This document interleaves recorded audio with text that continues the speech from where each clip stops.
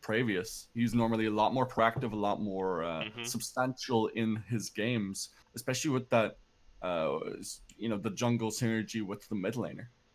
Yeah, no, definitely. Like I said, I think it's a fault in the one playstyle they seem to have developed, and it brought them a lot of success. But now, when they were faced with something else, they didn't really change it up at all. They didn't think, oh, maybe it's better to hard counterpick top here and maybe put a little bit of pressure in top. Like there was one gank top that was good, but it was kind of mistimed because it was when Kayle had just hit in 6, and it's very hard to dive at someone that has that sort of invulnerability when you're under tower, and it manages to. When you go for a gank top and it ends up giving the enemy jungler a kill, Hmm. it hasn't really worked out.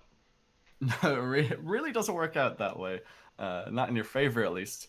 Do get a couple of jungle bans now coming out with the Olaf being taken away on the side of Click. A little bit of a change up to what they had in the last game, but still no adaptation to the draft that we saw in that last game. No taking away of the kill just yet. Maybe they don't think that that was really what the problem was. I mean, if they're gonna see if they see something like the Kale or like a Nasus like we saw yesterday, and something that really hard scales in the late game, and they counter pick it this time hard, and they put a bit Hmm. prio in top and make sure that it is punished, then fair enough for not getting rid of it. But we do see Aether, the ADC pool was pinched by the side of Viperio again, and he manages to get one of his favorite picks there on the Lucian, and a little bit more of an early game playstyle coming out there from them, maybe hinting towards a slightly different playstyle to we saw last game from Viperio, um, and that leaves the Xayah open for Hmm. OSP. Bit more conventional ADC picks here. I mean, Tristan is fine. She has the flexibility, but she's just not as good as Lucian and Xayah and Caitlyn Hmm. and Kai'Sa as we would expect in those bot lanes at the moment. Now, do they lock in the Rakan at this early stage? Do they pick up their jungler? There's a lot of different things that they're able to do right now. I think you picked the. Oh, okay. Yeah, just blind pick an Ari. I don't know if that's a.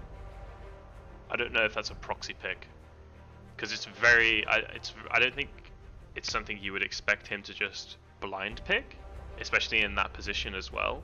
Um, I'll have a little check. Yeah, I've got a little message here. Let's have a look. Ari is Cassio. Okay, that's a better blind Okay, I pick was to have. thinking. And Bendix had a great game on it yesterday. He did, It's yeah. we're sort of switching sides here a little bit more, and it's now Click taking up that late game scaling that maybe that's the style that they just want to go for. They saw what happened last game, and they're like, okay, that's actually the style that we want to play. But Hmm. with the aggressive early game picks, the Lee Sin now being taken up as Hmm. well, Viperio, especially from last game, seemed to be the team that want to put the foot to the pedal, and I feel like they're going to be taking advantage of these scaling picks much more than Click were. I definitely think so, but we'll have to see if they can reach that late game stage or mid game stage at least, for some of the scaling to actually kick in. Because as you said, they have the early game Lucian, early game Lee Sin. So if they can be proactive in this early game and make their plays count, then they can just run away with it. Yeah, Sejuani pick coming out there last for Previous as well.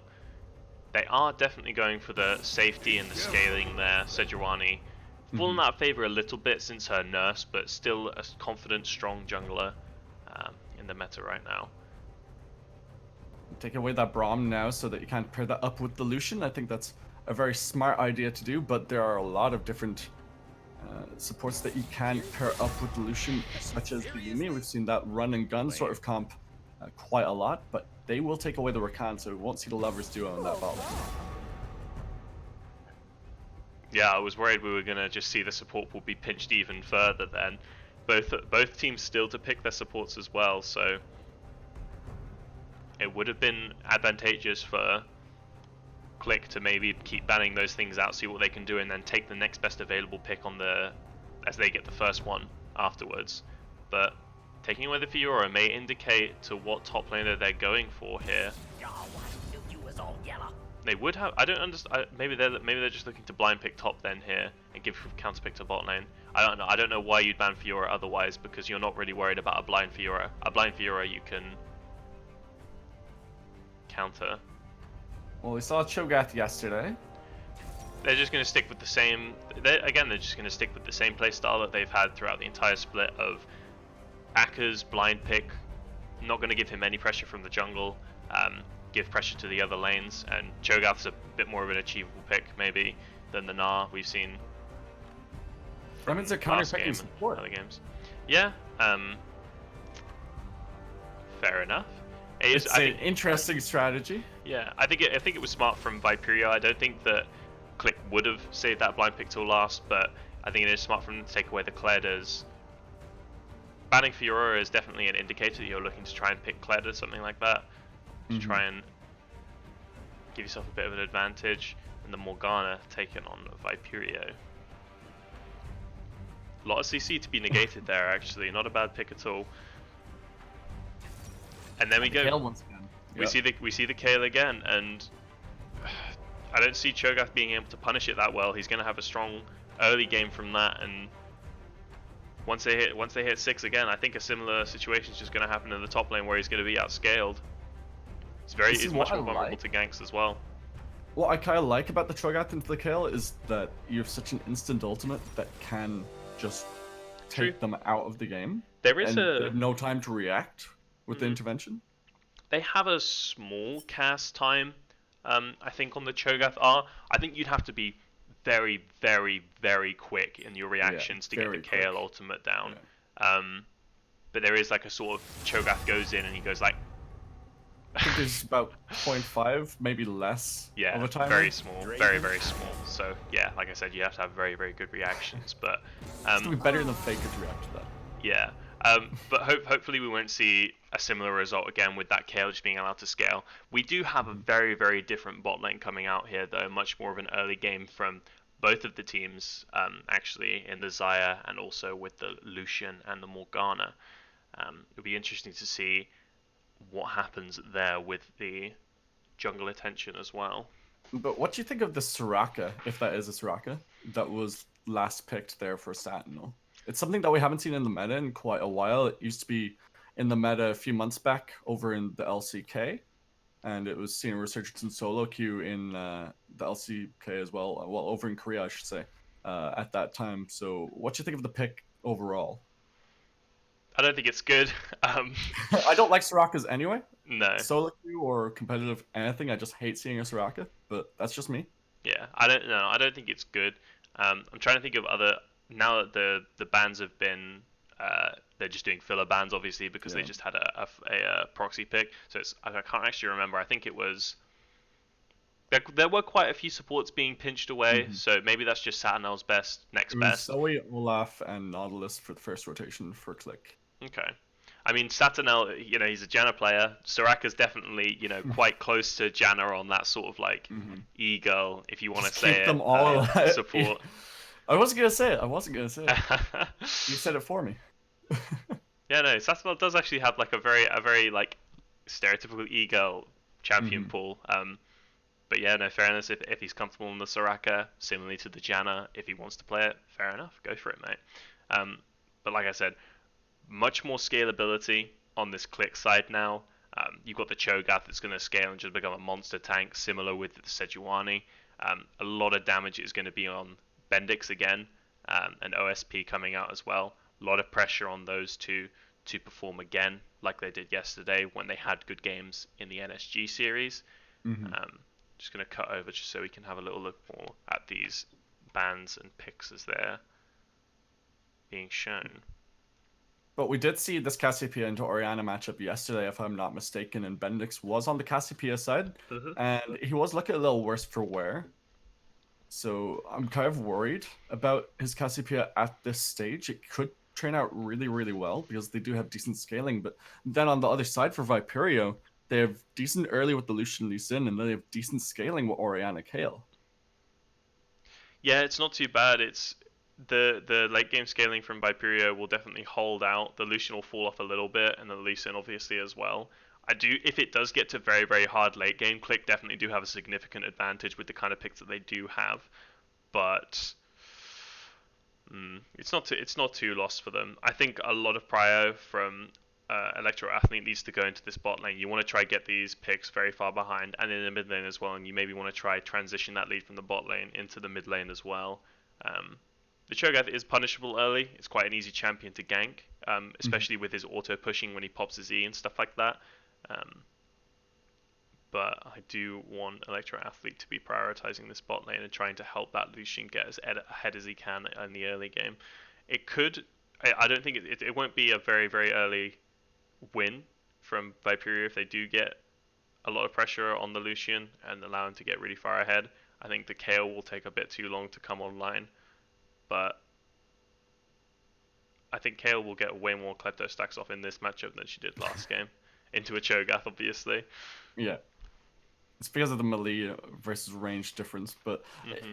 I think we have to speak about the fact that Kenrudo got the kill again this game, Hmm. and the fact that Previous pretty much ignored Kenrudo the entire game last game. Do you think Hmm. that will change up so that he'll prioritize the kill a little bit more, try and get the Cho'Gath ahead, or is it just straight up stick to Bendix and OSP? No, I mean last game I think it was the right decision to make, but this game I don't think you want to at all. I think you just want to let Cho'Gath chill out in that laning phase. I think Hmm. that's probably what he's going to do anyway. He'll try and not necessarily push for their lanes to go ahead and try and get kills in those lanes because it's very difficult for him to gank, especially that bot lane. Hmm. But if he's able to negate the Lee Sin and just make sure he kind of follows there, just be there for the counter ganks. I think that's the most important job for Pravius at the moment in this early game. Just try and negate that Lee Sin influence in the early game as much as he can. And if he does manage to do that, I think they'll be feeling pretty good around 25, 30 minutes with the Cassiopeia and the Zyra if they're not too far behind. Hopefully they won't be too far behind because I'd love a 3 game series for the grand finals, and it's Click. I don't want them to go down in a 2-0 versus Viperio. I want them to be able to, stand up, show themselves that they can be counted as one of the best teams in our league because they were the best team in our league for 7 weeks in a row. Hmm. And then they lost 1 game yesterday versus NSG, and now they're down 1-0 in the grand finals. Yeah, no, and again, I think it would be anticlimactic for both teams if it was just a straight stomp from Viperio again. I think that while Viperio would certainly be very happy, I think they would have been expecting a bit more of a fight. And Hmm. although it'd be great to just take a 2-0 and it'd be a nice little haha, we just absolutely stomped you. I think it does feel a bit nicer to be able to really fight for it, and you get much more of a sigh of relief and a bit more ecstasy from the end of the game if it was really hard fought and you do manage to take it out in the final. But when you also look at the side of Click, it'd just be a bit embarrassing really to go the whole split being touted as the number 1 team, undefeated, have a little bit of a shaky series yesterday, and then to come into this and just get stomped and get rolled. I think that is how we can describe that last game. It was Mm, an utter stomp. I think it was 19-3 certainly. in terms of kills, and it's just not what we expected from one of the best teams in our league, if not the best team in our league. And they're really not showing their caliber in the last couple of series, even against NSG, one of the lower placed teams that managed to make their way to the semifinals. They even dropped their first game of the season to them. Yeah, and I in this early game, I'm going to be looking forward to where this Lee Sin, similarly as he was on the Kazakhs, and what he wants to Hmm. do in this early game and how he wants to pressure things out. I think it's going to be a lot of the, especially early results of this game, and what will really tell for the rest of it overall is how well this Lee Sin operates in this early game, and if Pravius is able to neutralize his threat early as well. And if he's able to make things happen, we could end up seeing another early win. If he's not, it could allow Bendix and OSP to scale to a point where they're just unstoppable. And with that comp and the amount of protection that they have, it's going to be very difficult for Viperio to stop them, really.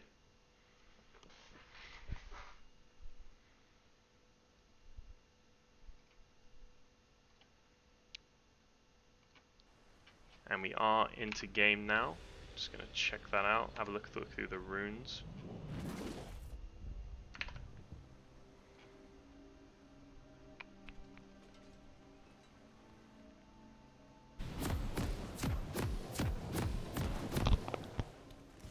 We have a few technical issues just having with my co-caster now, I think there's unfortunately. Oh, there we go. I can hear you now. Yeah, there's a little bit of a technical issue here. I can't hear James, but I can hear the game. I wonder if the stream can hear me. Can you hear me, stream? Please answer. Welcome to Summoner's Rift. They can hear me. You can't hear me. What is going on? We'll just have to what we've been casting. I can hear you off the stream. Oh, you can hear me off the stream. Well, we can either work psychically, or you're just gonna have to try and respond to me with 2-second delay. Might have to restart the Discord call or something. Wait, no, I fixed it.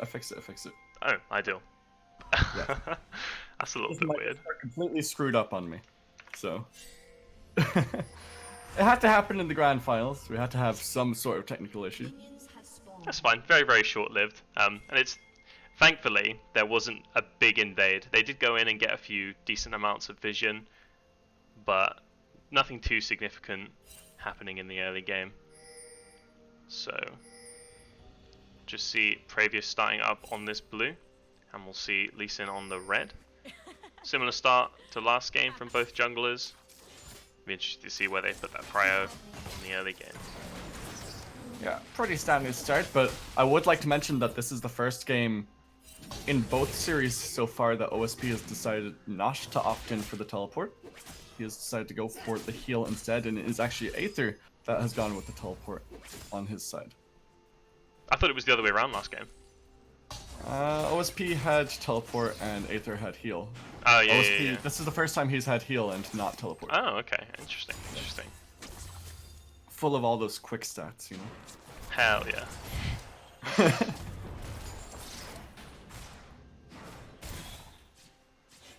See both junglers just clearing out their camps. Previous moving in towards his top side now. Clear out the walls, will take the raptors as well. And like I said, the Cho'Gath's just going to auto push that lane pretty hard in. Some light trading in the top side as well, thanks to the E from the Cho'Gath. OSP actually down to about half health here, thanks to a lot of the poke coming out from Aether and Munch.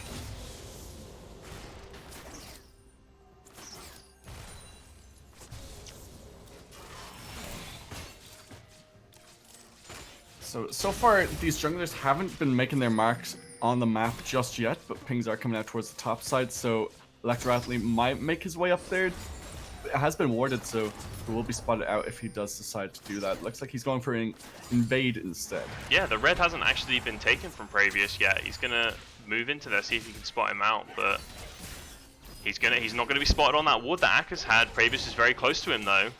You can see Kayle going in for a trade hit. Nice dodge away from the rupture, but gotta look for the resonating strike. Sonic wave, nope. Not gonna land anything. That's unfortunate. I don't think there would have been a kill even if the Sonic Wave did land, but Cho'Gath with his again passive, we saw it yesterday in the series as well. He's just going to heal up nice and easily on those minions as they come into his tower, and he's not going to be too worried about that. Did have to blow his flash, obviously. It's going to be quite significant in a regank.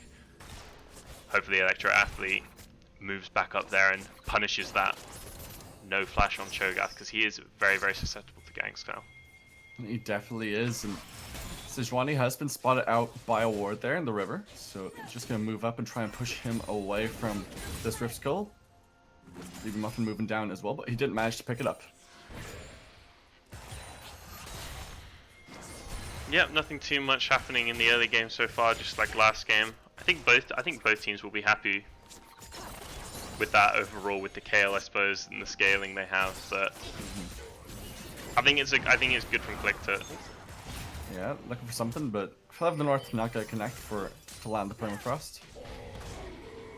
But he's been more proactive than he was in the last game as Lee Sin comes towards the top side, jumps forward with the safeguard, doesn't have the ultimate available, but looking for the damage. Akker's very low here. Rupture will not be able to connect onto anyone. Akker's will go down. First blood to Electro Athlete. Yep, great for him to go up there and punish the no flash on him.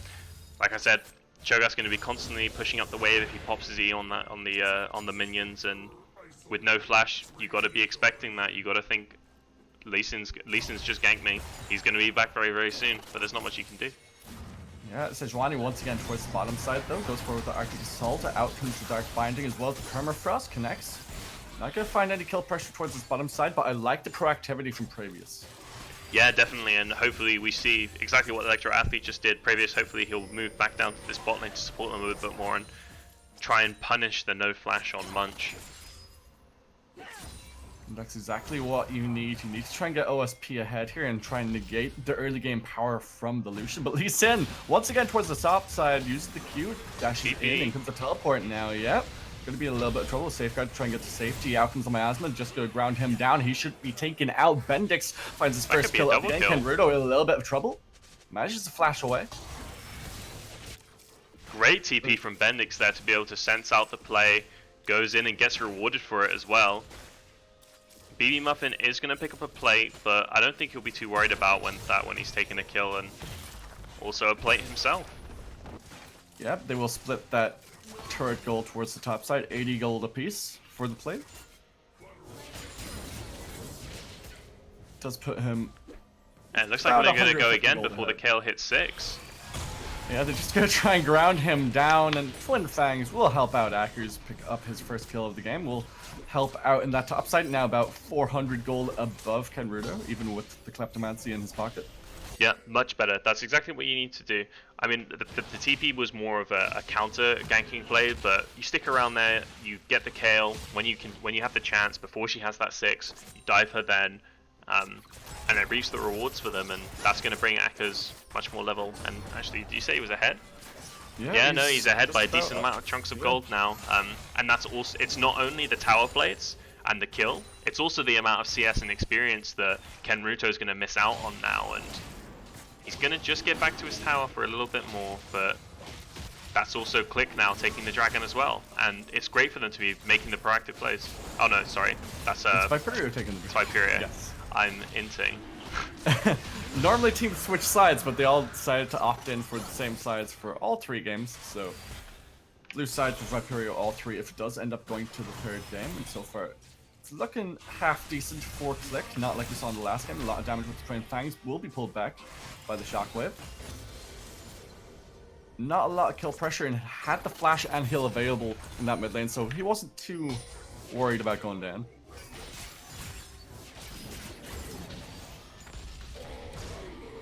Rupture connects in the top side, just get a little bit of chip damage, and further trading the mid lane. Still no heal used. Great tempering of, well, great patience from. Oh no! Is Kenrudo top side. Yeah, it has to pop the ultimate just in case. Sentinel now in a lot of trouble, has to flash away. Dark Binding will not connect. Kenrudo in a lot of trouble, will go down with the help of the E. Nice play, doesn't even need the ultimate. He made a bit of a whiff of that when the KO popped ultimate and he decided to go anyway, but still great for him to move in there, and his flash has just come up now. Akers is in a really good spot now in this top lane. He's about to complete his Abyssal Mask as well, and that's going to give him a lot of power, and it looks like they're going to take this top tower as well for the first gold. Yeah, heal comes through from OSP. Out comes the Soul Shackles. Might be able to find a double kill here if he gets the outplay, but no, he cannot. Just finds the 1-for-1, but at least you get that. Yeah, almost a double kill. Pretty good play from OSP here, and this is more of the Clique that we want to be seeing. More proactive in the other game. Lando flashes forward. That's a good use of the ultimate. This should be a free kill here. Almost misses the Sonic Wave. Resonating Strike can't come through either. Flash forward, looking for the return kill. Will kick him back. Looking for the second kill, though. Ooh, that's a good ward hop, but Permafrost will secure the double kill for Pravius. Yeah, no, he was still going down there. Not much he could do to get out of that. And yeah, much better counterplay from Clique this time. And as you said, this feels a lot more like the Clique that we know from the regular season. They're up by 2,000 gold, which is a decent start, coming up towards the 10-minute mark. 2-0 now for Pravius. He's been a lot more effective, a lot more proactive in this early game than we saw on his fabled Silas, and also Akers doing much better on this Cho'Gath into the kill than we saw on the Gnar. Yeah, much better play all round from the players, really. It was a great start from Bendix with that TP to get the ball really rolling for them, and the rest of the team have reciprocated that, and yeah, it's more Clique punishing Viperio now than it was Viperio punishing Clique. And the Archangel Staff is now picked up by Bendix, so he'll have his first full item. We'll be stacking that up as he goes later in the game. Lee Sin towards his middle lane looking for something, but Bendix, I think his spidey sensors are kind of tingling. He knows his flash isn't available, and Shockwave comes through. Aqua's Miasma might have enough damage here, as Bendix will get the use of his passive, and Bendix will pick up the kill, but might give up his life for this. He doesn't have the flash, and Munch will pick up the kill. Nice little trade there. Phase Rush. Phase Rush. Very useful. Indeed, indeed. We do see the other dragon coming up very soon. It is going to be an Ocean Drake. It's going to be up in about a minute. We do see the Rift Herald online as well. With the amount of prio and pressure that Akkus has in the top lane now, I will want Previous. And look, they're going to... It's almost as if I'm in their brains. And it's great for them to start that up when they have the prio and the pressure in the top lane right now. And hopefully Akkus does have his ultimate up, so that'll be a nice little stack for him as well. And hopefully they can use it in this middle lane, get a nice amount of gold from the tower plates there, since it is pre-minute 14. Yeah, that'll be a huge amount of gold, hopefully going into the pocket of Bendix there to just ease him along a little bit, allow him to get the spikes that he needs that much quicker. And he did pick up the stack on the Rift Herald, so that's a good little thing for Akkus to have in his back pocket. Ideal. Now, just a trading of tower pressure here as Previous is towards that mid lane, has the Rift Herald actually on Akkus instead, so might use that towards the top side here just to deal a sizable amount of damage on that tier 2. Surprising that they decided to give it over to him rather than use that towards the middle lane. I think it's more that they want to wait for 3-man to come in. They want Akkus to be able to push his wave up, then roam into the mid lane as 3-man, and like I say, pop the Herald here. Muffin trying his best to get a little bit of damage onto Shelly there as Munch comes toward the middle lane. And they're sending all members actually. Yeah, they kind of want to defend Shelly as much as possible, get as much damage onto this tier 1 tower as Shelly does go down. Rotation comes through from Akkus and from the bot lane, but decide to back away. It is just an Ocean Drake, that is the first Drake of the game, but looks like they're going to start that off in the next couple of seconds, and they do.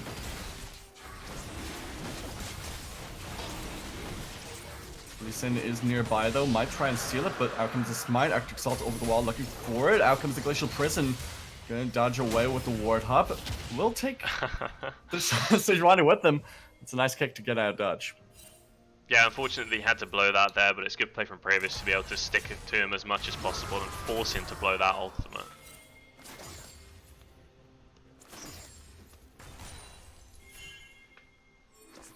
Both teams still in good spirits as a little bit of banter goes into the all chat there. And Previous now towards his bot side. I think he picked up the Krugs there. Arctic Salt over towards the red buff. And might be collapsed upon here if he's not careful. Aether will dash over the wall.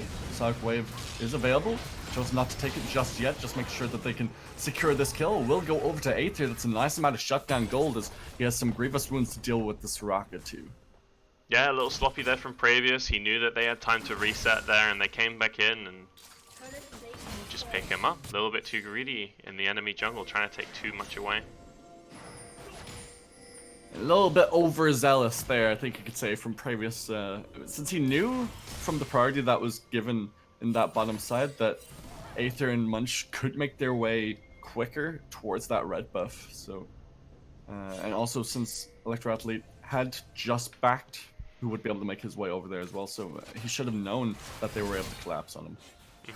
A significant amount of this, well, of what was a gold lead, which is much more evened up now, was in that top side, and although the Cho'Gath is going to be a great front line for you, it's not going to be the damage that you really need. It'd be much nicer to have it on the Cassiopeia or the Xayah potentially. And Aether now, with the kill in his pocket, scale up a little bit more. He's still yet to build his first item, so hopefully he'll be picking that up soon. Try to abuse the early power of this Lucian a little bit more. It is a shame they haven't managed to break open this bot lane more. Lee Sin chose to put his pressure more top, and it hasn't worked out unfortunately for them. We do see Previous camping in this little bush here. He's all alone there, Aether. Yeah, just gonna push forward to get some damage onto this tower. Electro Athlete's gonna make his way towards the bot side. Out comes the culling. Does a sizable amount of damage, but will be stopped by the Equinox there from Sentinel. And comes the teleport now, looking for the flank. Sonic Wave comes out. Out comes the Glacial Prison as well. They have the pick that they were looking for. Blade Storm with a Blade Caller. And OSP finds the kill, looking for a second one. This goes golden just by a little bit of time. Ultimate will come through now as Scrunchy will pick up a return kill, but that's going to be a second kill coming through from the side of Clique, and they will take this tower as well. A beautiful teleport from Bendix and Akers. Yeah, no, great. Those two TPs from Bendix have been pretty game-changing so far, and it allows them to have that great source of damage there. That miasma was so important for them to be able to lock the rest of the members of Viperio down and prevent them from getting under their tower too early, and great play from him to be able to have those roams that are allowing for this counterplay. And so far this kill hasn't really been doing much of anything, and it's not doing as well as it did in the last game against the Gnar, which is quite disappointing if you're a Viperio fan. It looks like he's building towards that Blade of the Rune King as well to deal with the tankiness of Akers and Praevius. Yeah, that's definitely the right choice to make. There's a lot of HP stacking that's going to be going on with the Cho'Gath and with the Sejuani as well, and if you want to be breaking down that, the Bork is the best option for you there. Not much burst potential onto a Cho'Gath with the Triforce that you would have had last game, so no, good alternative build path from Kenruto there. Kenruto is this kind of top laner that prefers this split push style. That's unfortunate. Yeah, that was sad to watch. Smite's a little bit too early, and then Smite comes through for Praevius just to secure it for himself. Next Drake will be up in the next 45 seconds or so. It will be a Mountain Drake, so it could be the second Mountain Drake of the game for Viperio, or the first, the matching Drake for Clique if they have the pressure for to take it. And Bendix towards his bottom side might be collapsed upon by Electro Athlete here. Yeah, looking for a knockback. That actually just makes him whiff the ultimate from the Orianna. Bendix gonna try and get away with the phase rush, force flash away from Electro Athlete. Morgana off to the side. And that's just a bit of miscommunication. Both of them had to burn their flash as well for nothing burned from Bendix. Yeah, no, as soon as he got that phase rush as well, I was actually a little bit worried for Electro Athlete. I thought maybe he was gonna go down, but no, just like you said, miscommunication. Oh, the nice catch there onto the Soraka. Forces him to blow his cleanse. Start off on this Mountain Drake now. Both teams are surrounding this pit. Gonna drag it out. Just be able to complete it. Force Electro Athlete to go all out just to try and take it. Rupture will be blocked by the Black Shield. Well done, but have to give up the objective. You do have to worry now at how strong. Ooh, that's a nice pick there, but Glacial Prison comes out, flash over the wall from Sentinel just to support his team. Out comes Soul Shackles, but it's for nothing. Just give up 2 kills there, and now they're just under 2,000 gold ahead on the side of Clique. Yes, Sentinel actually flashing over the wall there to make sure he saves his mid laner. Kale has just hit level 11, so getting closer to that level 16 spike, and just completed the Blade of the Rune King as well, so hopefully he's going to be able to create a bit more pressure in this side lane now. But with that, Clique are just getting more and more ahead, and it's much better. While I don't think that Clique have been going in and making the proactive plays, they've just been counterplaying really well. Especially you look at the TPs that Bendix has been able to pick off, and Akers as well in the bot lane. And it's just been great. Whenever Electro Athlete's looking to try and go and make a play and be proactive on this early Lee Sin pick, someone has been there to stop him from doing that, whether it's been Praevius, Bendix, Akers, Satanel, roaming. It's been pretty good to see. They've really managed to shut down this early jungle pressure from the Lee Sin. Baby Muffin just walking by that control ward doesn't spot it out, so they have decent vision coverage around that western quadrant of the jungle. It is only the one ward, but it's in such a place as not a lot of people, even at the highest of tiers, check it frequently, so it might stay there for the next even 5 or 10 minutes before it gets checked. Kenruto is trying to take it to the Cho'Gath here, does decent amount of damage. Rupture will not connect. Yeah, he's starting to chip away a little bit more now. It's still not enough to make a significant dent though, and Bendix on his own in this side lane is going to just chip away at that tower as well. And this is what we saw from Bendix on the Cassiopeia in the series yesterday. He was just in that bottom lane the entire time, just wailing on the towers. He's on a tier 2, gonna trade a tier 2 for a tier 1. And he's just gonna keep going. He has the wave with him. He's just gonna do more and more damage to these towers. Kenruta going in now though, and the silence goes off. It's gonna make him a bit. Ooh. Yeah, Akuz actually flashes away. Kenruto prematurely used the ultimate, one might say. Takes a couple of tower shots. Can heal up a little bit, but Travis comes here at the right place at the right time, and Akuz survives, gives over a kill as well. Yeah, good proactive play there, and Phoenix maybe a little bit caught. They're going Baron? It looks like they're going for an early Baron here as Lee Sin towards the bottom side will be taken out by Bendix. That's a good use of the ultimate, but he should be going down here. Will keep himself alive with the Seraph's Embrace, but they're just going to take the Baron on the other side of the map. That was... I don't know if your directed camera went onto that, but that was such good play from Bendix there. I mean, he was caught out, yeah, that was like, oh, that's not great, but they would have gotten the Baron anyway. But to be able to pop off some great ultimates, a great flash to avoid the Orianna ulti as well.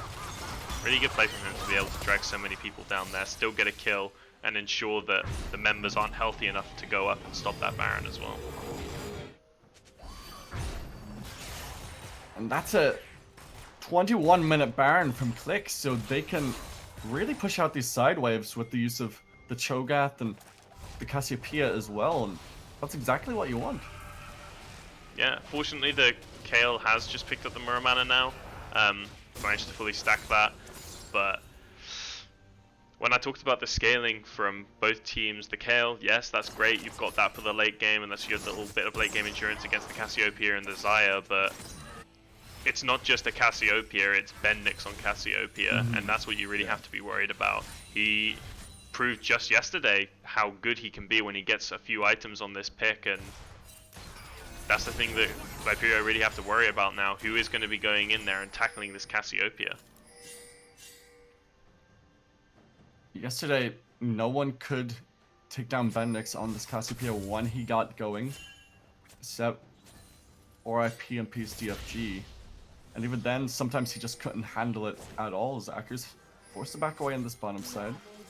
Frenchy looking for something. You do have the Windrake coming up very soon. It's going to be quite low priority from... Yeah, Righteous Glory popped now. Silence, but down to half health. Akers has no ultimate available, just waiting for that to come off cooldown before he could chomp on Kenruto here. We'll just feast on him and take him to 0 and 4. Great patience there from Akers. Yeah, nice sidestep. Ultimate available from Electro-Athlete. We'll use it just to give a little bit of CC. Munch goes golden just by a little bit of time. And Akers, even with the wish, shutdown gold goes over to Aether, but they're going to take a tier 2 in the mid lane. That's just such nice use of the pressure. And out comes the Shockwave. Both being in a lot of trouble, but has the healing from Sentinel. What's the ultimate now from Travius? Is they're looking just to defend this mid lane. Great sound The effect. culling. They're just going to keep going here. Previous in a lot of trouble. That's a good use of the Gargoyle's Stone Plate. Heal comes out from OSP as well just to make sure he stays alive. Will manage to back away. But they get 2 towers just for getting the kill on Akers in the bottom side. And I think they will probably just take the dragon now just for free. They haven't got much else to do at the moment. It's going to be not impossible, but hard to crack these inhib towers without a Baron. Orianna does have pretty decent wave clear.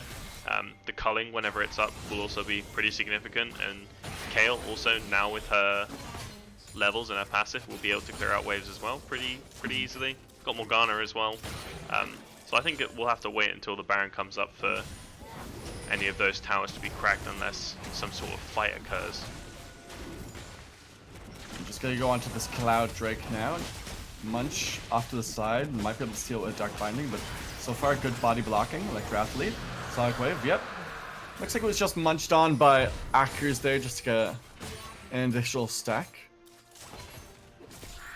As we're heading towards that 25-minute mark with 3 items or so on the carries of Bendix and Akers to some extent.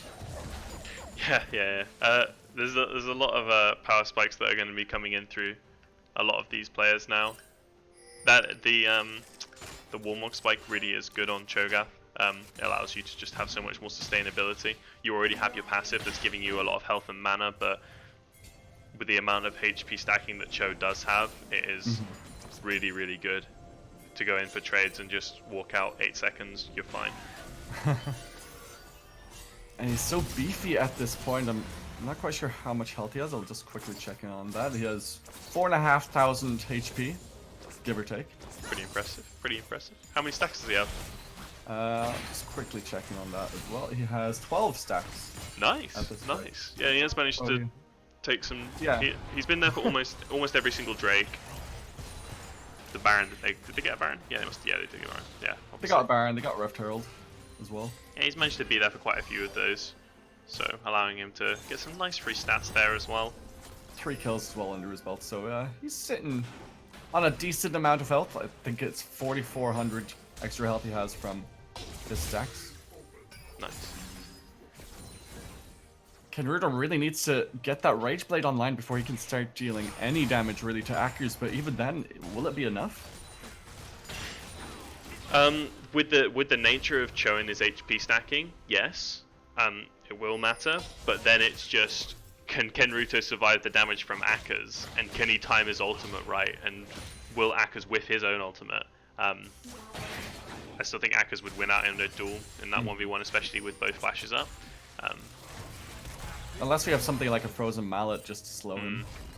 Yeah, possibly. Or next, I don't think you'd want to take it though on the range when the champion becomes ranged. Baron is going to be spawning quite soon. Like I said, they need that to be able to crack these bases. They've got little bits of chip damage on the towers, but nothing significant to be able to really take something. Now the rest of Clique just forming up around this middle lane, looking for a pick here. In comes the teleport now from Akers. Ooh, flash away from the Glacial Prison, but looking for something with the Righteous Glory. Not gonna find anything though, as Electro Athlete will manage to get over the wall with the Ward Hop. Now they're looking for to start off on this Baron. They can even bait this if they want to, or just straight up take it. Yeah, no, I think that Viperio will want to go and challenge that, but it's going down so quickly. I mean, Cassiopeia just burns through the Baron. And then you have the execute damage coming from Akers' ultimate as well. He'll get one more stack on the epic monsters there. Now on 13 feast stacks. And now you're 6,500 gold behind if you're on the side of Viperio, and you're not feeling too good at this point. You're still waiting for item power spikes to be hit by all of your carries to try and just get back into this game. The problem is, Kayle scaling just doesn't outweigh Cassiopeia scaling and Xayah scaling, I feel, when compared to their counterparts as well. You can talk about Sejuani scaling when you compare it to Lee Sin as well. I don't know. I understand why, because in isolation, I think the Kayle could be good into the Cho'Gath. Just to hold things off and just try and scale as well as you can, but then to take the Lucian, such an early game pick, and the Lee Sin as well, I don't know. They didn't win the early game, and there's nothing much they can do in the late game now that Cassiopeia and Xayah are on these huge power spikes, and Praevius and Akers are just a huge wall to break through to be able to get to those carries as well. They also have Sentinel on the Soraka, so he has that wish in his back pocket. Is looking for something here. Silence and Rupture will both connect. Ooh, he just gets lovely. feasted from a third health. Great combo there from Akers to be able to go in and silence before he's able to pop the ultimate, and yeah, they're just gonna take the bot lane.